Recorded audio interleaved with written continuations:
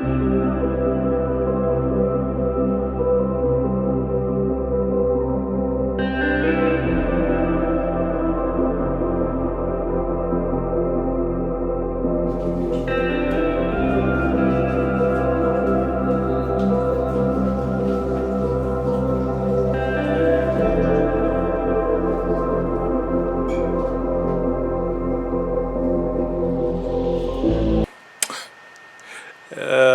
family and friends, this is Rob the Sapper gardener representing Essayons Family Garden. Hopefully you can see me okay. It is a wet, dreary day out in the Essayons Family Garden. So I'm inside on a day off. I'm actually suffering right now because I'm watching our friend Tommy Bites from Tommy Bites TV. Her video, let me turn around a little bit.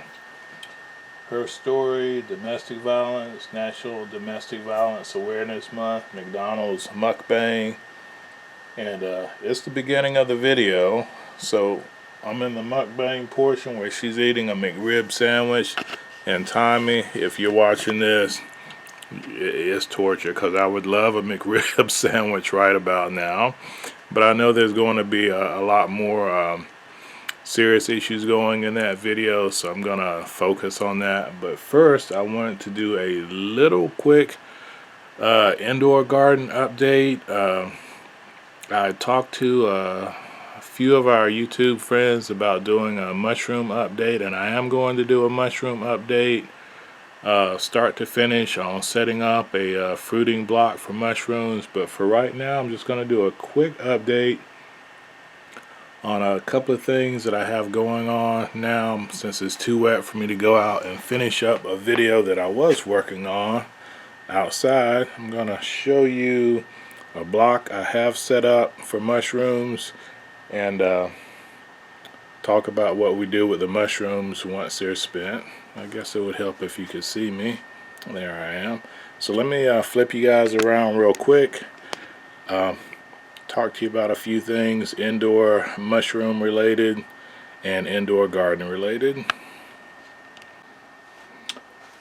So first thing I want to do is really quick, I said I was going to do monthly updates on the pepper cutting experiment, but one thing that I saw which gives me a lot of hopes, initially I thought we only had 4 or 5 cuttings that were going to be viable, but I noticed a couple of the cuttings that I thought might be dead, especially this one, which the leaves fell off and I thought it was done for, and I can see now it's got new leaves forming on the top, and hopefully I can get a angle that you guys can see what I'm seeing.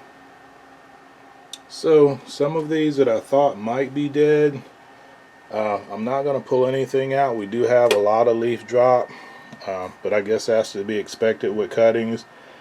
We're just going to wait to see. We're not going to throw anything out unless it's completely dried out and dead and we can tell that, but we're just going to keep these in and see, because it could be that we get leaf drop and we may have more than the 5 or 6 viable cuttings that we thought we had, and then when we do the true monthly update in November, we'll let you guys know what we have. But we do have a button mushroom block set up here, and this is a little different than the way I did it before. We put our substrate and we put our inoculant layered in the lasagna method to see if it would work, but this time we have a fruiting block set up like we do for our oyster mushrooms, and it looks like this one is doing good. So if this one works for us, we'll do a start to finish video on it. Hopefully you guys can see what I'm seeing through the humidity dome. But yep, we got button mushrooms starting to form, and hopefully we'll be harvesting in a week or so on those. And we have 2 oyster mushroom blocks that I'm one of those who hates to get rid of anything if I think it might still possibly produce. But I think both these are done for. And what I'll do is I'll try my first cloning of mushrooms. Normally we buy inoculants from some of the mushroom companies, but I do have the tools to clone mushrooms. And basically cloning mushroom is uh, cutting off some samples, putting them in a culture, and letting them basically grow. And then once you have enough, you transplant it or transfer it to a different medium so it can continue to grow. And I'm going to try that. I have not done it before. I've had the equipment to do it. I have just never gone that step. But if I can successfully start to clone mushrooms from some existing specimens, then that'll cut out a lot of costs for us. And yeah, it'll just be great because, growing mushrooms, if you can do all the steps, is very inexpensive. Buying mushroom spawn is probably the most expensive part. The substrate is dirt cheap. So straw, coffee grounds, cardboard, whatever you're using, you can source that pretty easily. But aside from culturing these 2 fruiting blocks for cloning, we can also put these into our compost piles, or we can break this up and add it into our garden beds. And the mycelium, it'll feed our soil and it'll give us much healthier plants. So yeah, nothing goes to waste in our home. Everything that we can recycle, reuse, reduce, going out into the public landfills or out, who knows where, we try to do that as much as possible. So, real quick update.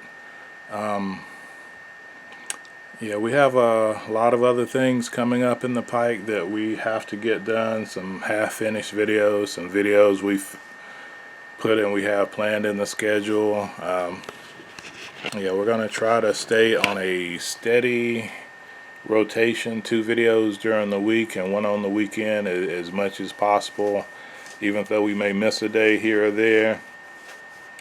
And every blue moon we may have back-to-back videos, but I try not to do that if I can help it. We try to space everything out.